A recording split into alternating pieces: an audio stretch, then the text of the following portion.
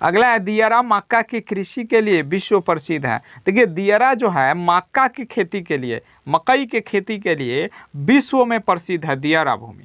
और ये दियारा क्या होता है जी, तो ये जलोढ़ मिट्टी होता है, बलुई जलोढ़ मिट्टी को ही दियारा भूमि कहते हैं। उत्तर बिहार में बालू प्रधान जलोढ़ मृदा को ही दियारा कहते हैं। मृदा निर्माण एक लंबी अवधि में पूर्ण होने वाली जटिल प्रक्रिया है। यानी मृदा का जो निर्माण होता है एक दिन की बात नहीं है। ये चट्टानें जब पानी के रगड़ से जब घिसती है तो बालू का निर्माण करती है और धीरे धीरे घर्षण के कारण से ये मृदा में निर्मित हो जाता है। देखिए मृदा 6 प्रकार के होते हैं। मृदा कितने प्रकार के होते हैं जी, तो मृदा 6 प्रकार के होते हैं। मृदा 6 प्रकार के होते हैं। जैसे आपको बताएं कि 1 नंबर समझ जाइए, जलोढ़ मिट्टी, जलोढ़ मिट्टी, फिर काली मिट्टी हो जाएगा, लाल मिट्टी हो जाएगा, लेटेराइट हो जाएगा, फिर शुष्क एवं मरुस्थलीय मिट्टी हो जाएगा,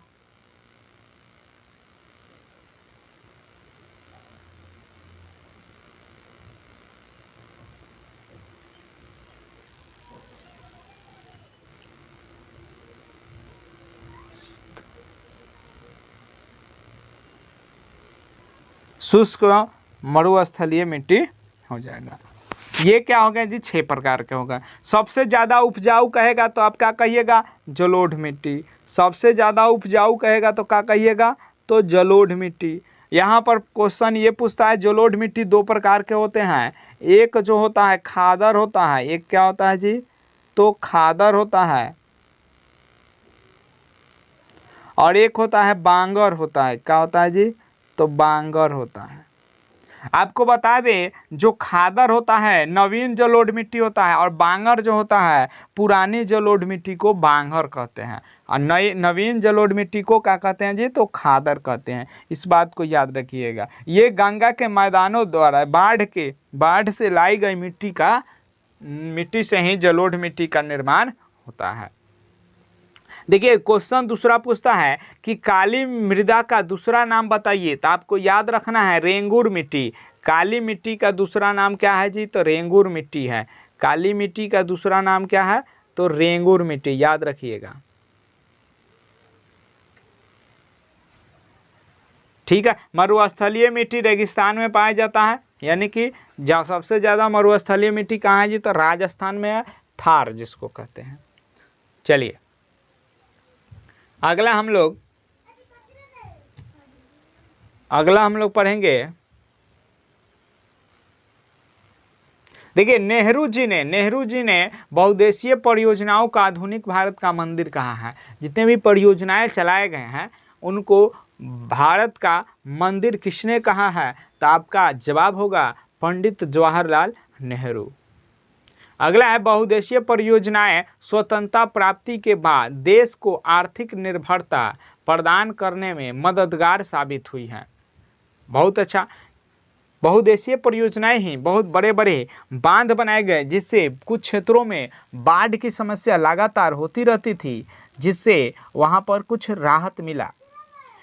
कुछ क्षेत्र ऐसे थे जहां पे हमेशा सूखा पड़ते थे, वहां पर इस परियोजना के तहत बांध बनाकर नदियों को जोड़ा गया और नदियों को नहरों से जोड़ा गया, जिससे वहां पर पानी की समस्या दूर हुई। फिर भी आज भी बहुत सारे ऐसे क्षेत्र हैं जहां पर बाढ़ की समस्या रहती है और सुखाड़ की समस्या भी रहती है। उत्तरी गोलार्ध स्थल उत्तरी गोलार्ध के नाम से जाना जाता है। सही बात है कि मान लीजिए कि उत्तरी गोलार्ध जो है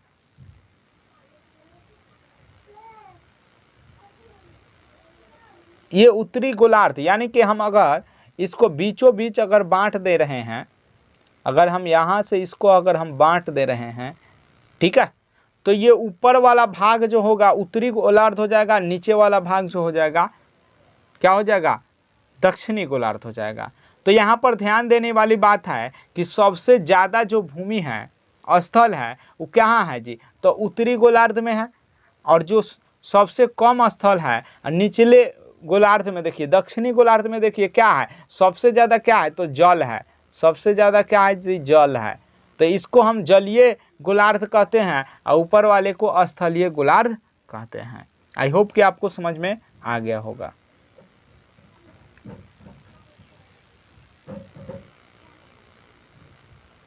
यहाँ पर देखिए, तो समझ में आ गया, उत्तरी गोलार्ध स्थल गोलार्ध के नाम से जाना जाता है और दक्षिणी गोलार्ध को जल गोलार्ध के नाम से जाना जाता है। विश्व के कुल जल का 96.5% जल महासागरों में पाया जाता है।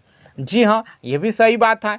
तो अभी देखें हम लोग कि ये जो है यहाँ पर देख रहे हैं सबसे ज़्यादा क्या दिख रहा है जी, तो सबसे ज़्यादा महासागर ही हैं। आपको महासागर वाले पाठ में हम लोग पढ़ाएंगे कि कितने महासागर हैं, कौन कौन महासागर हैं। लेकिन ध्यान से देखिए, नदी यानी कि पानी को ब्लू रंग से दर्शाते हैं। देखिए पृथ्वी पर क्या है जी, तो आप जान चुके हैं कि 71% पानी है, ठीक है, जो सबसे ज़्यादा महासागरों में ही निहित है।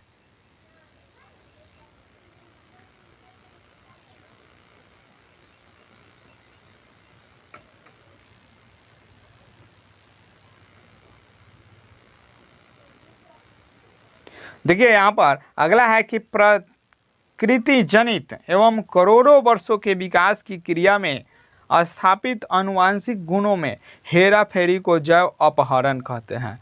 बहुत अच्छी बात है। देखिए जैव अपहरण, अपहरण कैसे होगा जी, तो कहने का मतलब यह है कि प्रकृति करोड़ों वर्ष लगा देती है किसी चीज़ के विकास में, अगर उसके गुणों में अगर हेरा फेरी कर रहे हैं तो वही कहलाता है जैव अपहरण।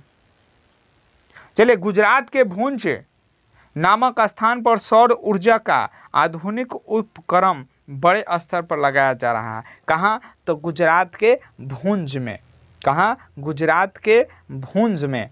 ठीक है, आई होप कि इतनी बातें आपको बढ़िया से समझ में आ गया होगा। अगले वीडियो में हम लोग पढ़ेंगे कृषि। क्या पढ़ेंगे जी, कृषि। तब तक के लिए बने रहिए हमारे इसी चैनल पर यानी स्टडी ट्रेंड्स पर। धन्यवाद।